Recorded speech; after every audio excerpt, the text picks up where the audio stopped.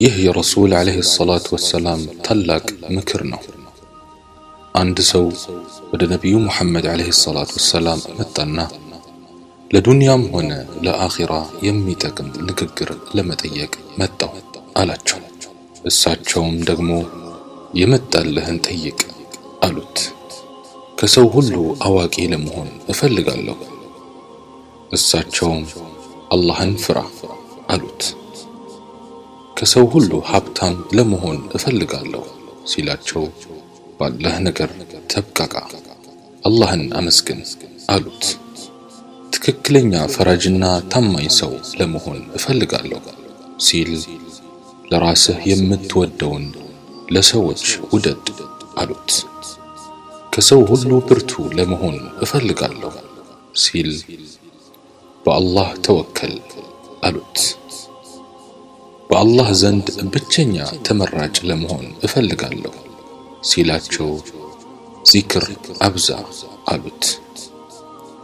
ከሰው ሁሉ በላጭ ለመሆን እና ጥሩ ሰው ለመሆን እፈልጋለሁ ሲል ለሰው ጠቃሚ ሁን አሉት። የተከበረና ቸር ሰው ለመሆን እፈልጋለሁ ሲላቸው ችግርህን ለፍጡር አትናገር አሉት። ረሱልና አላህ እንዲወዱኝ እፈልጋለሁ ሲል እሳቸውም አንተም እነሱ የወደዱትን ውደድ አሉት።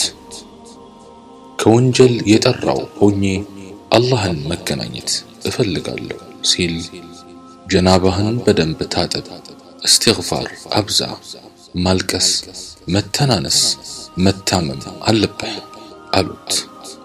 ከበጎ ሰሪዎች ለመሆን እፈልጋለሁ ሲላቸውም አላህን ልክ እንደምታየው ሆነህ ተገዛው አሉት። ኢማኔ እንዲሞላ እፈልጋለሁ ሲል ጸባይህን አሳምር አሉት። ርዝቄ እንዲሰፋ እፈልጋለሁ ሲል ተዋضዕ ወይም መተናነስን አዘውትር አሉት። ዱዓዬ ሙስተጃብ እንዲሆንልኝ እፈልጋለሁ ሲላቸው ሐራም አትብላ አሉት። አላህን ከሚታዘዙ ሰዎች ለመሆን እፈልጋለሁ ሲል ግዴታዎችህን ፈጽም አሉት። በአላህ ዘንድ ትልቁ ሐሰና ወይም ደግ ሥራ የቱ ነው ብሎ ሲጠይቃቸው መልካም ጸባይ፣ መተናነስና በበላእ ላይ ሰብር ማድረግ ነው አሉት። በአላህ ዘንድ የትኛው ሥራ ነው መጥፎ ሥራ ሲል ጠየቃቸው።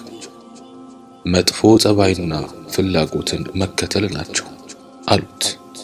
በዱንያም ሆነ በአኺራ የአላህን ቁጣ የሚያበርድ ምንድነው ሲል ጠየቃቸው። ድብቅ ሰደቃና ዘርን መቀጠል ናቸው አሉት።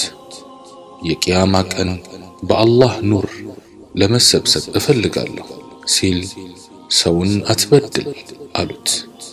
የቂያማ ዕለት አላህ እንዲያዝንልኝ እፈልጋለሁ ሲል ለአላህ ባሪያዎች እዘን አሉት። የቂያማ ዕለት ነውሬ እንዲሸፈንልኝ እፈልጋለሁ ሲል የወንድምህን አይብ ወይም ነውር ሸፍን አሉት።